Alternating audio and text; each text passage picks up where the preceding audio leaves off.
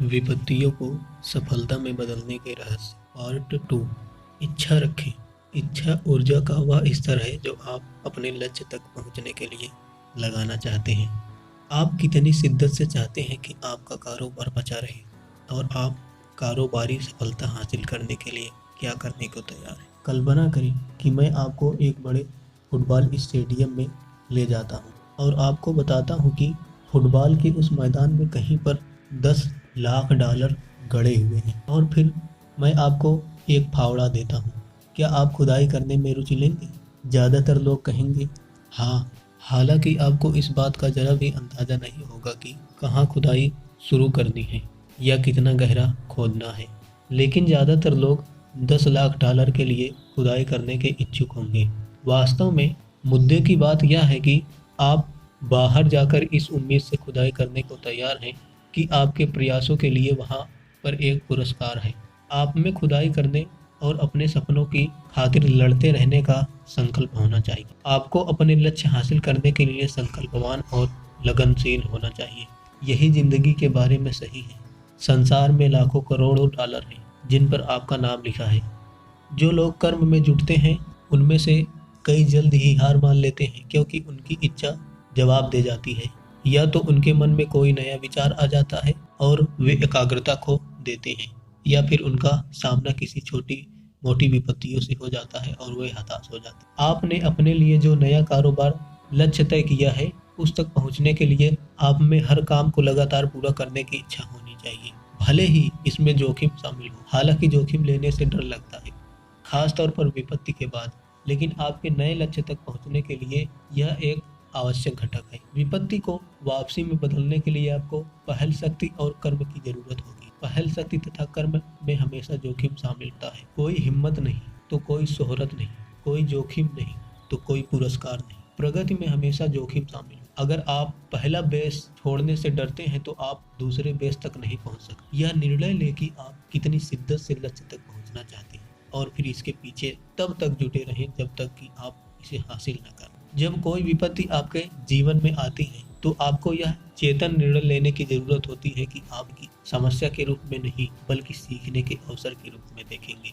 आपको समाधान पर ध्यान केंद्रित करना चाहिए और यह निर्णय लेना चाहिए कि आप उस विपत्ति के बारे में क्या करने वाले हैं। आपके संकटों को विजय में बदलने के लिए 12 कदमों की एक योजना बनाई है। ये 12 कदम है। पहला, अपने दृष्टिकोण की जांच करें। आप जो देखते हैं वही पाते हैं। ऐसी बात नहीं है कि देखना ही विश्वास करना है। बात तो यह है कि विश्वास करना ही किसी चीज को अंततः साकार करने और देखने की कुंजी है।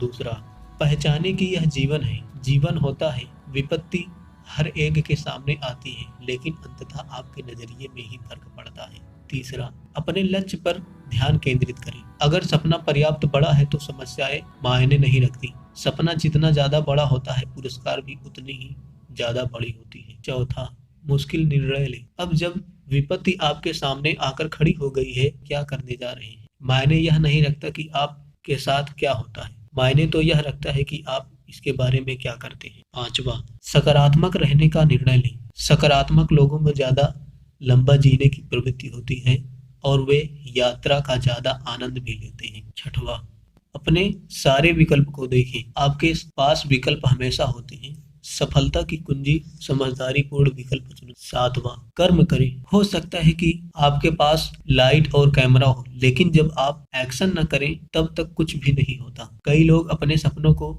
जीने की बात करते हैं, लेकिन जो लोग अपने सपनों पर काम करते हैं सिर्फ वही उन्हें साकार कर पाते हैं। आठवां, जिम्मेदारी लें। इसका सामना करें, इसे पहचानें, इसे मिटाएं और इसकी जगह नया बनाएं। सबसे पहले समस्या का सामना करें, फिर समस्या को पहचानें और इससे सीखें। समस्या को मिटा दें, इसके बारे में सोचते न रहें। अंततः समस्या की जगह कुछ और रख लें। आपके जीवन में नकारात्मकता की जगह कुछ सकारात्मकता आ जाएंगी। नौवां, अपने क्रोध का इस्तेमाल करें। इसका इस्तेमाल भलाई के लिए करें। अंग्रेजी शब्द एंगर और डेंजर में सिर्फ डी अक्षर का फर्क होता है। डी अनुशासन, डिसिप्लिन के लिए है। क्रोध एक स्वाभाविक भाव है, कुंजी अनुशासित रहना है। 10वां, आस्था रखें और खुद को याद दिलाएं कि आप धन्य और बहुत कृपा पात्र हैं। सकारात्मक साहसी अवस्था आपको सबसे मुश्किल यात्राओं के लिए शक्ति दे सकती है। 11वां, जीतने का संकल्प लें, हारने से इनकार करें और कभी हिम्मत न हारें। कभी कभी कभी हार न माने, विजेता कभी मैदान नहीं छोड़ते और मैदान छोड़ने वाले कभी नहीं जीतते। 12वां, कृतज्ञता का नजरिया रखें, हर बोझ में वरदान खोजना सीखें, हर दिन के लिए कृतज्ञ बने। हर सफल व्यक्ति के जीवन में विपत्तियां आती हैं, लेकिन उसे एहसास होता है कि विपत्ति राह का अंत नहीं है, बल्कि सड़क का एक मोड़ है, और सिर्फ वही लोग दुर्घटनाग्रस्त होते हैं जो मुड़ नहीं पाते। जब आप अपनी विपत्ति को भावी विकास के अवसर के रूप में देखते हैं तो हर चुनौती का सकारात्मक परिणाम हो सकता है। इस तरह हर व्यक्ति विपत्ति को अंततः अविश्वसनीय सफलता की नींव के रूप में देखा जा सकता है।